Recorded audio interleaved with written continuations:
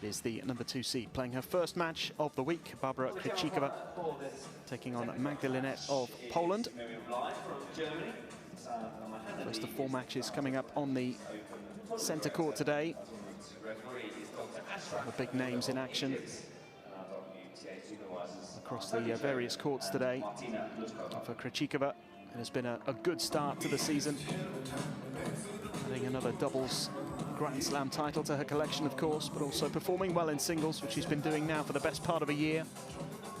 It was just a couple of weeks after this event last season where she reached the final in Dubai. Her first WTA 1000 final. Things just went from strength to strength off the back of that, but a tricky first opponent for her this week.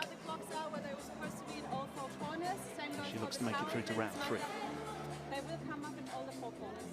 The tower wins in the corners. Magda, the white one for you, please. The red one for you for the tower wins.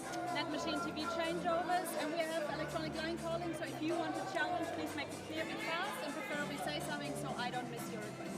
Any questions? Magda, your choice, we have ball or Qatar. Ball, result is coming up on the screen.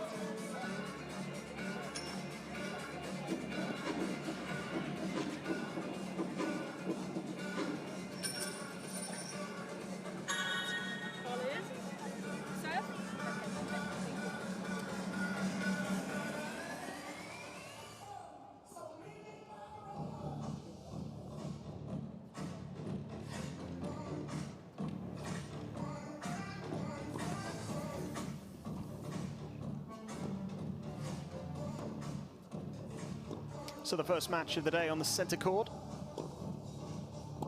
Second round of the Qatar Total Energies Open 2022. Magda Linette of Poland, world number 67, up against the world number 3 and number 2 seed at Barbora Krejcikova.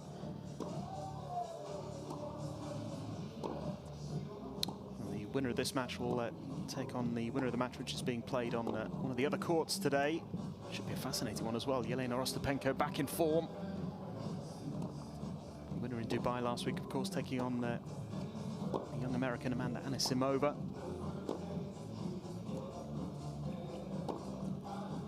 There are huge matches wherever you look this week. Even in the second round, some big clashes. It's shaping up to be an excellent tournament. Oscar Chamberlain and Naomi Cavaday here to take you through the action on day 3. The first couple of matches here on centre court. Magda Linette up against Barbora Krejcikova, and Linette, a very experienced player, Naomi. She's managed to get her first win at this tournament this week, beating Alison Risk in 3 sets, so a good test for her in the opening round, but this is another level.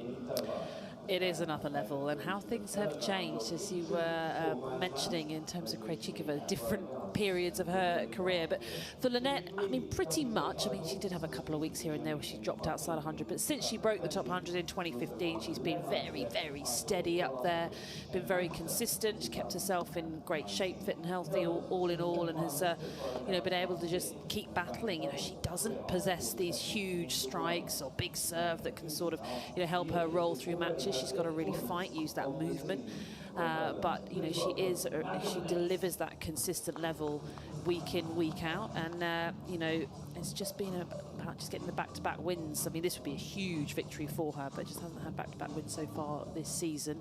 And when you're at the ranking that she's at, 67, it's a bit more about the draws rather than necessarily how well you're playing.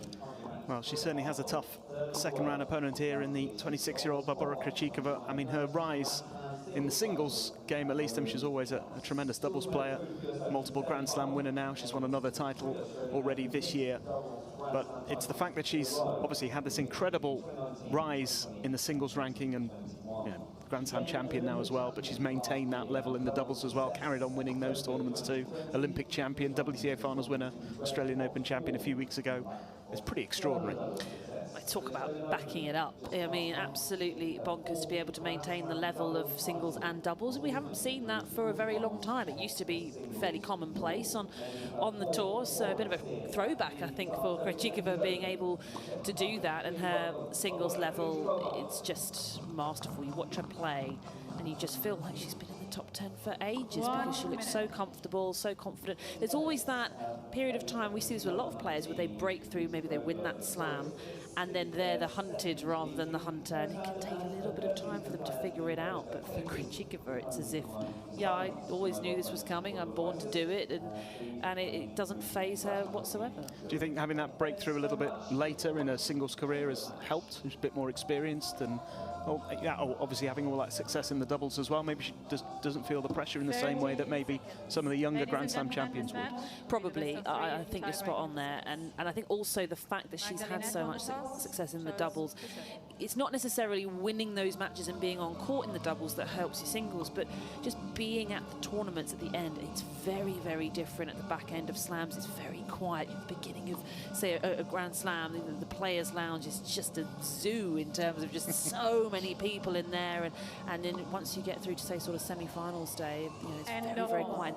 Different feeling, different pressures, but having been through all of that, you know, alongside her, you know, whichever partner she was playing, she's been successful with a number of partners, and now, of course, Katerina Siniakova, but, you know, I think that's probably, again, was why it didn't faze her.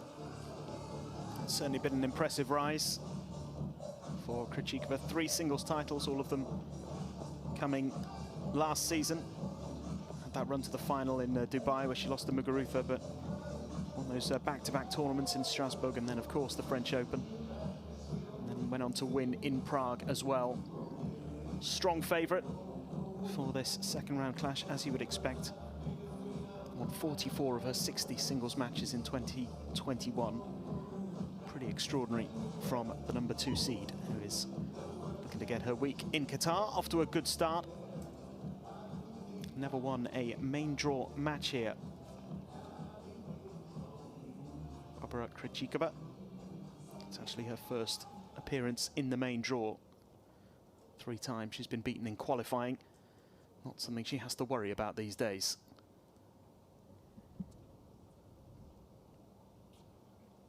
Start of match violation, Ms. Linette. It'll be Magda Linette to serve first in this opening set. Magda Linette to serve. A couple of semi-finals and a quarter-final in 2021.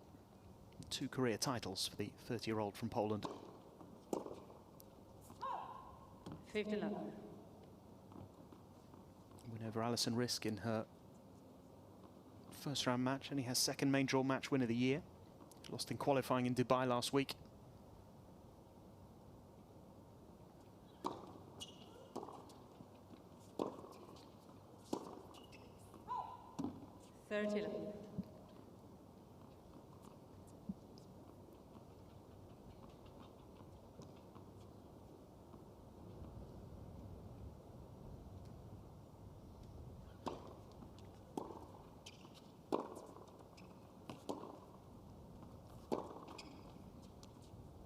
I think it's going to be crucial that Linette is aggressive with her positioning on the court, you know, trying to really boss it.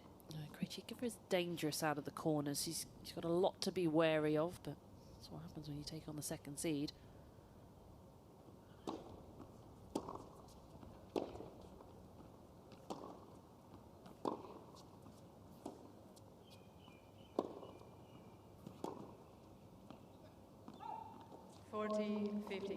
Wind is also going to be a bit of a factor today.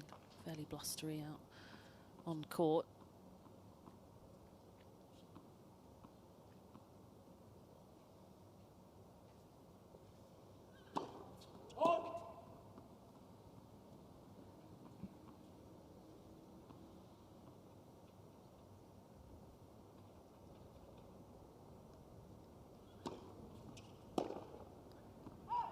Game Linette.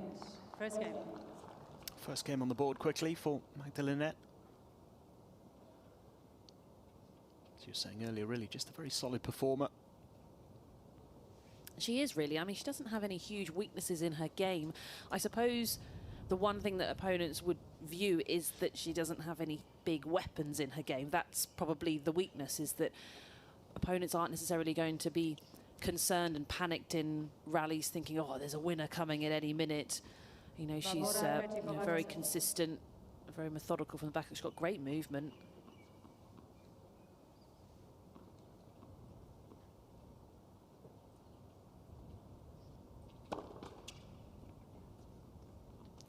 Krejcikova serving for the first time.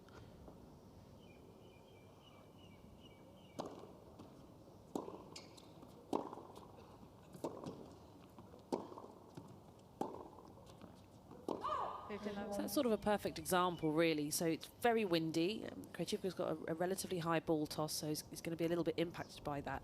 And she put in that second serve very slow and short. But she's got the room to be able to do that because Linette's not going to step on that and just fire it away for a winner. So you just get that little bit of breathing room.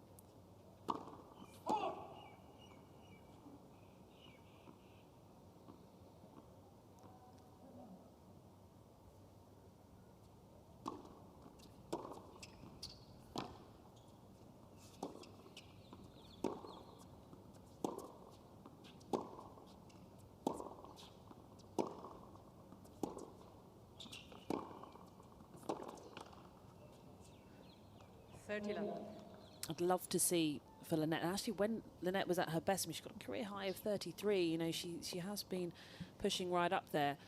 I'd love to see her being more aggressive with the movement on the court, really trying to suffocate opponents because she moves so well, so quickly. I think she's really got that ability. It can be so easy, especially when you're a good mover, to be tempted to drop back all the time.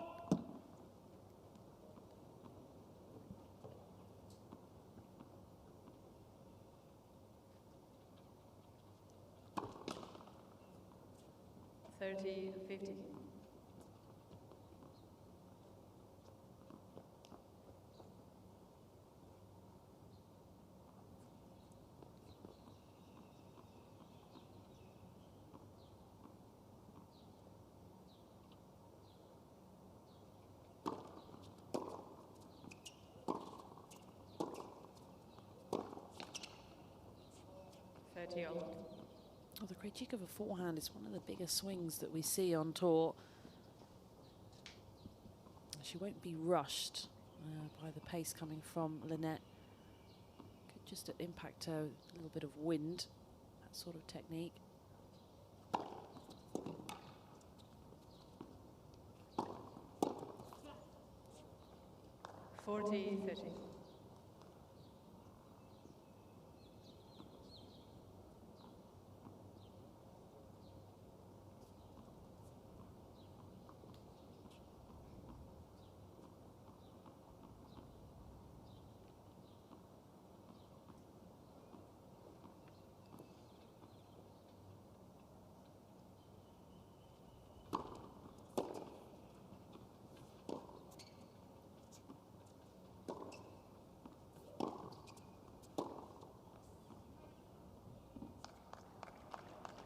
I'm not sure what happened there. She was just a step away from it. Didn't even need to take the step, really. Probably could have reached out for a slice, but letting that one go.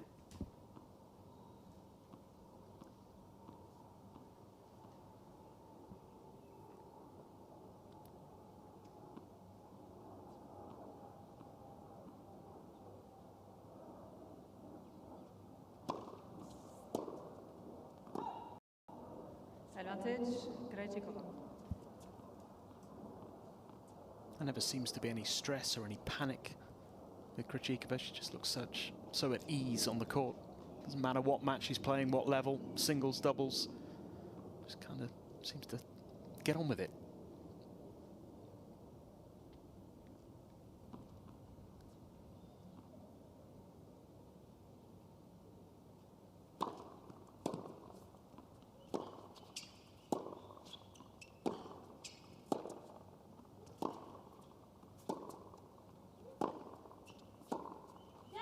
Miss Linette is challenging the call on the left baseline. The ball was called. Well, she'll challenge this one. I like how she approached that point right up to the baseline, staying nice and tight. She's got compact enough technique to be able to deal with that. And you could see that it did put Krejcikova under a little bit of pressure.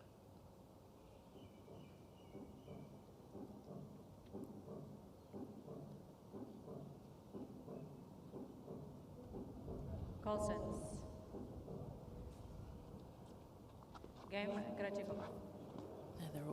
There's more than one way to be aggressive in tennis, and we always think about the power because, well, it's my personal favourite. I love watching the power play, but it's sort of the most obvious one out there. But you really you know, we watch Krejcikova, she's very aggressive with her precision, the way she places the ball, she aims close to the line, she changes direction well. Linette could be aggressive with her positioning on the court.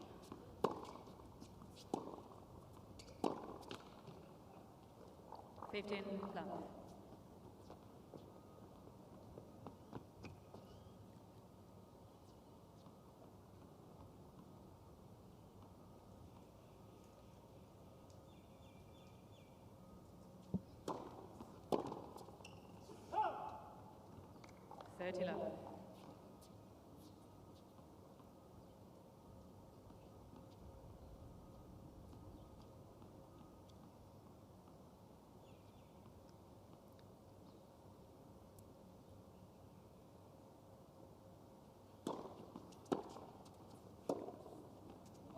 Would you say it is more against the bigger hitters that Krejcikova struggles? Struggles is a wrong word to use perhaps for the number 3 player in the world, but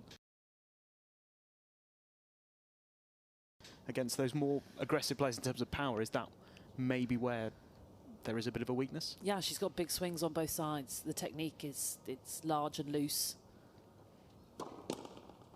You look at the matches she's lost this year, but also in Sydney, Madison Keys, Diana Yastremska, they all strike a big ball. Absolutely.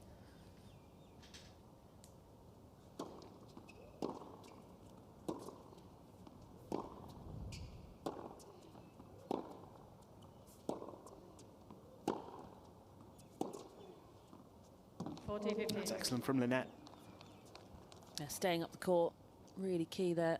Yeah, it's not like she can't deal with big hitters. She's obviously got plenty of wins over big hitters as well. It's just that it's more challenging for her to deal with it because of that technique. So when she's feeling good, feeling confident, looking sharp, has got her timing right, then it's no problem. But, you know, that's a big if.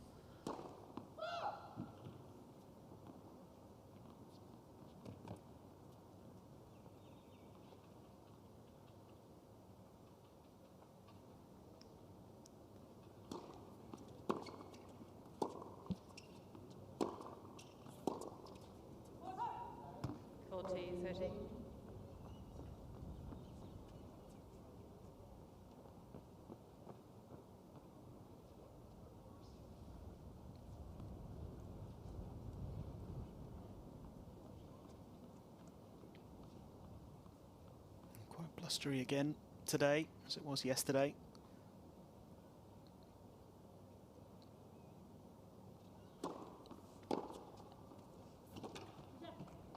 That's a great return.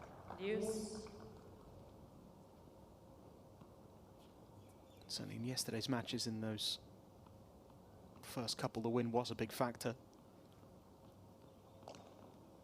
Halep and Garcia had their struggles in the first match of the day.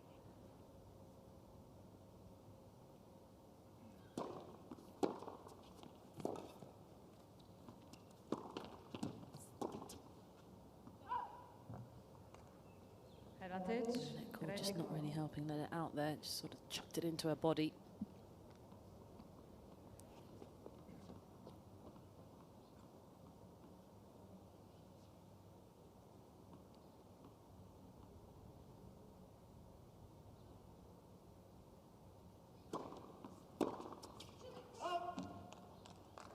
Use.